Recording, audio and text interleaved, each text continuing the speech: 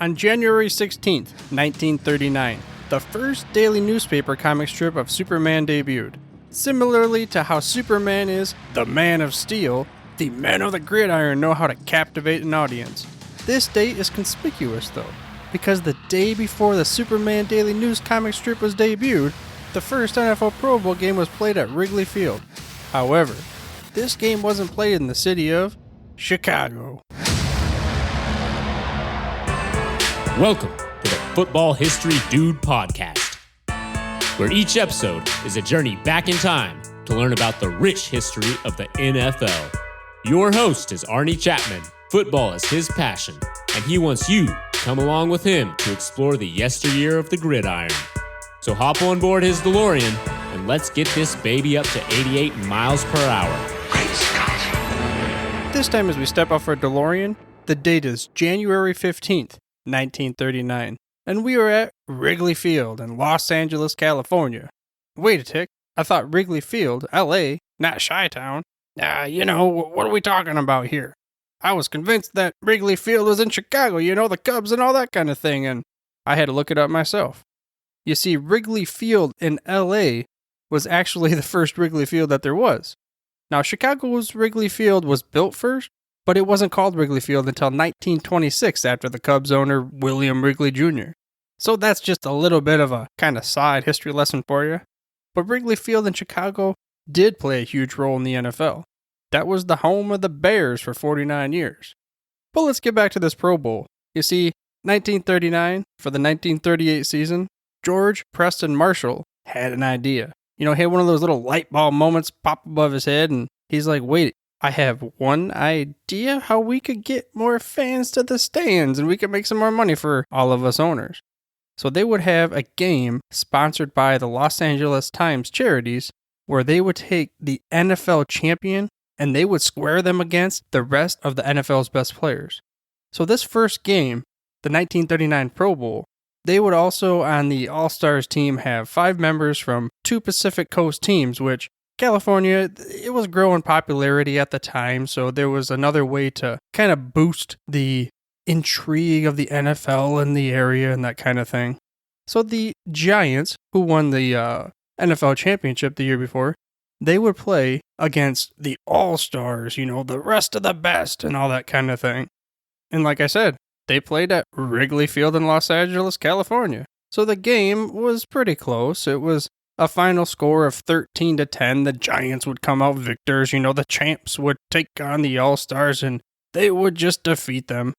I mean, you got to figure though, because the Giants, they played together for the whole year, so it wasn't quite as, maybe talent was lopsided, but it wasn't totally fair because you didn't get a chance to practice and that kind of thing. But either which way, it was still, let's say, a positive thing for the league because there were various statements on how many fans actually showed up. I saw one place that said there were 15,000 fans and another said 20,000 fans showed up, or either which way, it was revenue for the league.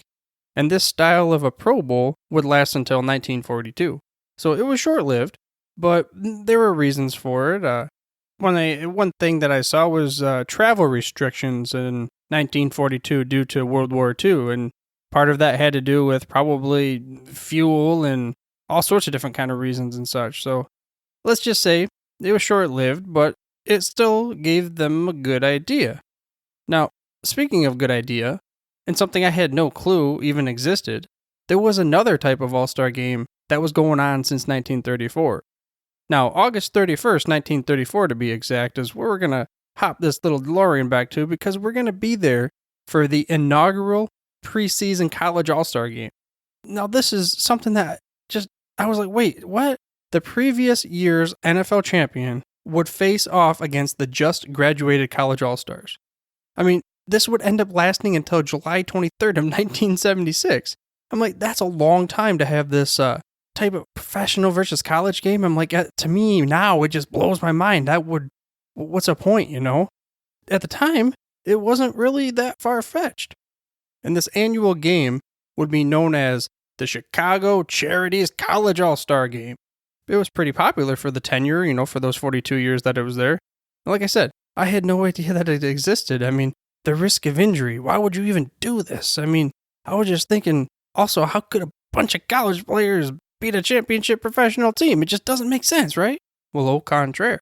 Because if you remember from previous episodes, the 1920s and 1930s, now college was still more popular than the professional ranks. So many of the top college players, they didn't even opt to play professional football. They're like, got my degree, I'm out, good to go.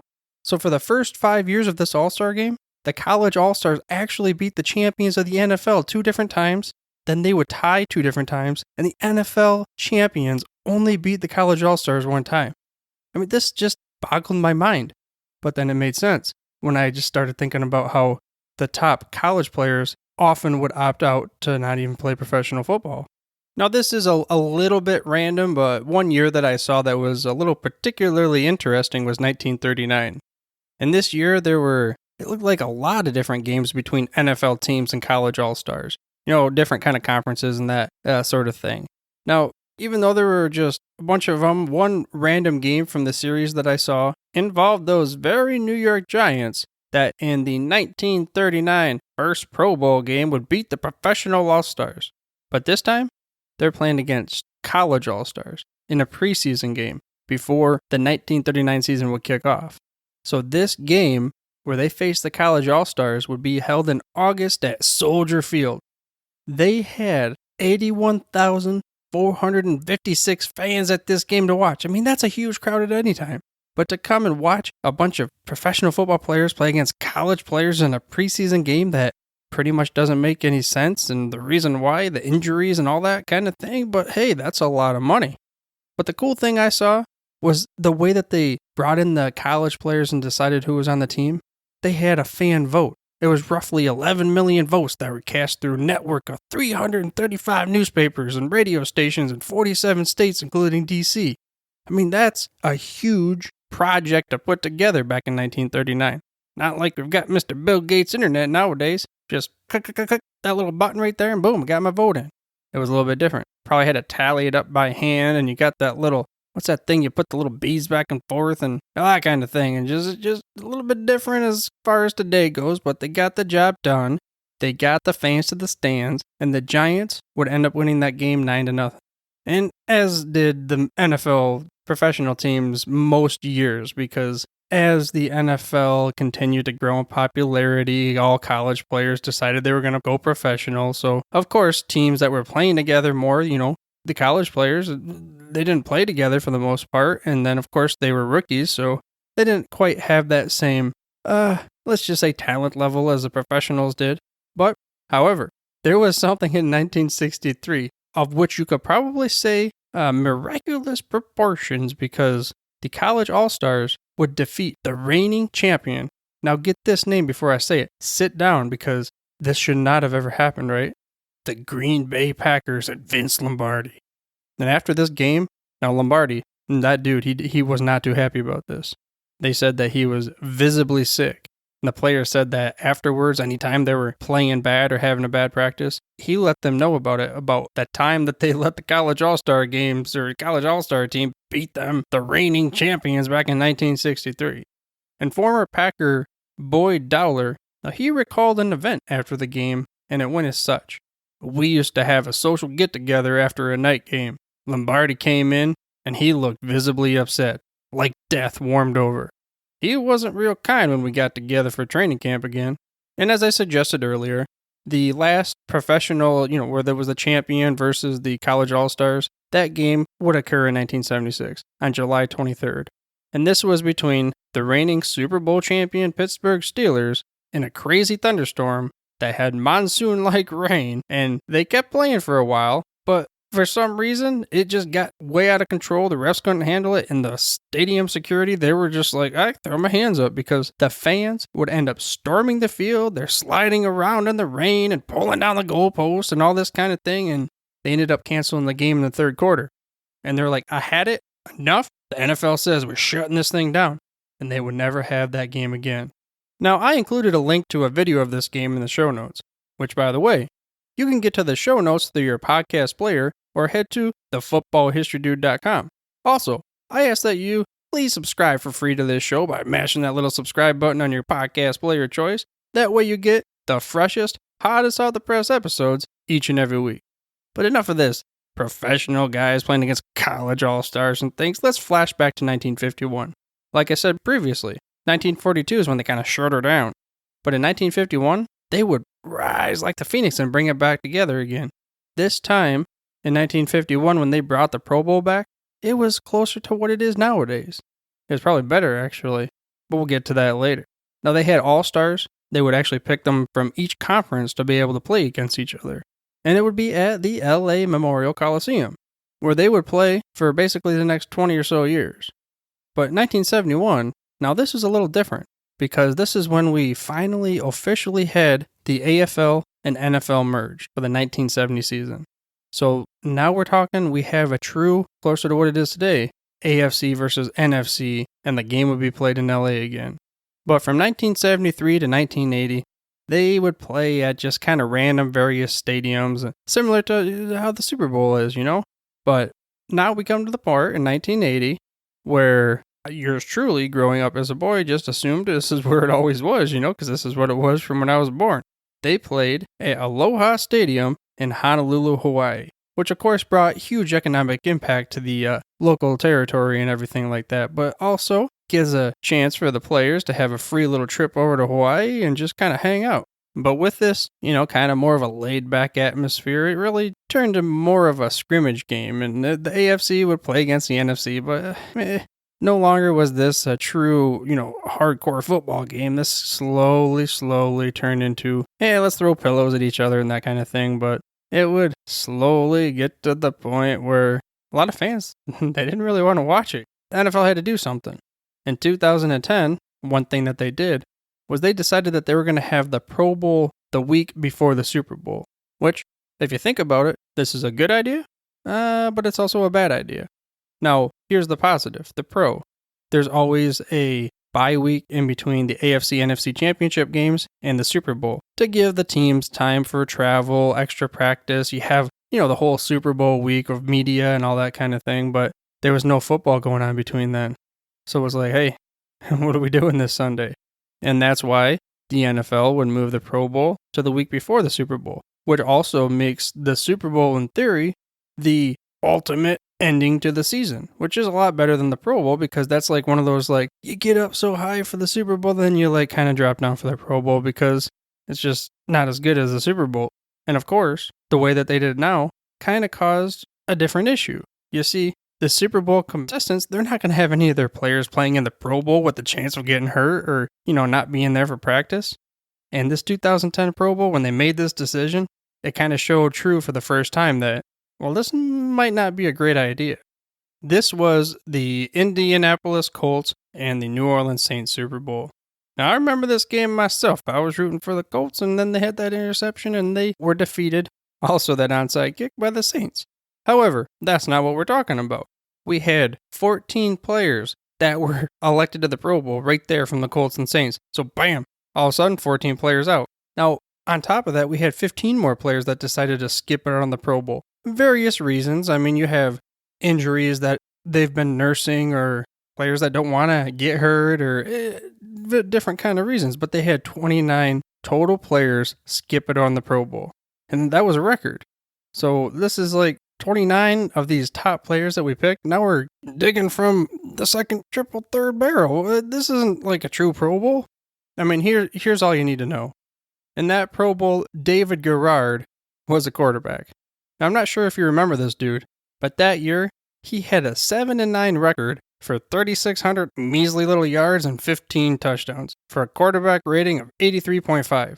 Let's just say that is not exactly Pro Bowl worthy, unless you're playing back in the 30s or something, but this was 2010. I mean, in other sports, fans really do look forward to the All-Star games. I mean, one that you can bring up is baseball, because there's the least risk of injury probably between that and basketball. Basketball's, all about showboating, and baseball, you've got the home run derby on top of it, so that's real cool to watch. But not so much for the NFL. One reason for this is because they have special rules.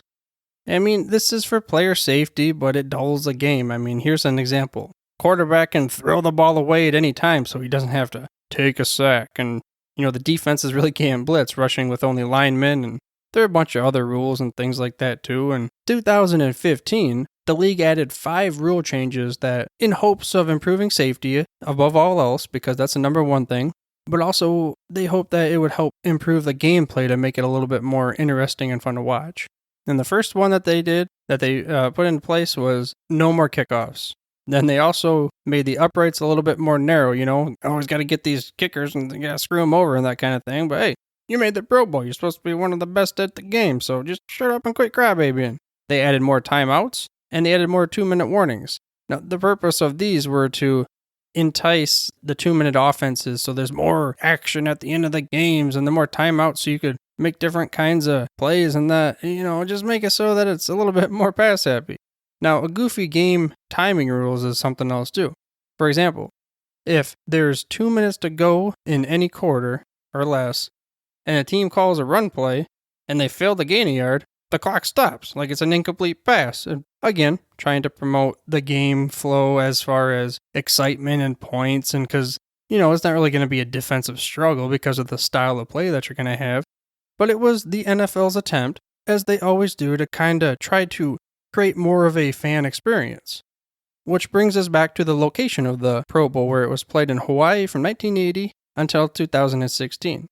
So on June 1st, 2016, the NFL announced that they were going to move away from Hawaii to Orlando, Florida. Which, it sucks that they're getting it out of Hawaii, but then it's more accessible in Florida to contiguous state fans, because then they can drive there for many of them, or flying to Florida is definitely not as costly as it would be to Hawaii. So right there, out the gate, you're accessing a lot more fans. And they try to spice it up throughout the week for the fans as well. And one thing that they did a few years for the Pro Bowl was they had an unconference type of game where they had former Hall of Fame players, which were considered like the captains, and they'd be like, back in the backyard or playing dodgeball, and they'd pick their teams, and you go and I get my receiver, you get your quarterback, and hey, quit taking my guy. And, it's kind of like fantasy football draft, but it was real. But they went back to the conference, and now it's the same, where it's the AFC guys versus the NFC guys. And currently the Pro Bowl week is in Orlando at ESPN Wide World of Sports Complex. And this year, it's going to run from January 23rd through January 26th. Which, by the way, January 23rd, that's the day this episode releases. So if you're listening, better get over to Orlando. You only got a couple more days, because they got a bunch of events going on there. For instance, you can watch Pro Bowl practices, they have the Skills Showdown, NFL Flag Championships, Celebrity Flag Football Game, and many more. Then, of course, afterwards, you gotta go watch the game on that Sunday. And speaking of the game, this year, a little bit of an enticement to make the game a little bit more competitive. The winning team, each player, they will get $67,000 game check. The losing team still gets paid for $34,000 a head, but if you win, you get a little bit of bump there.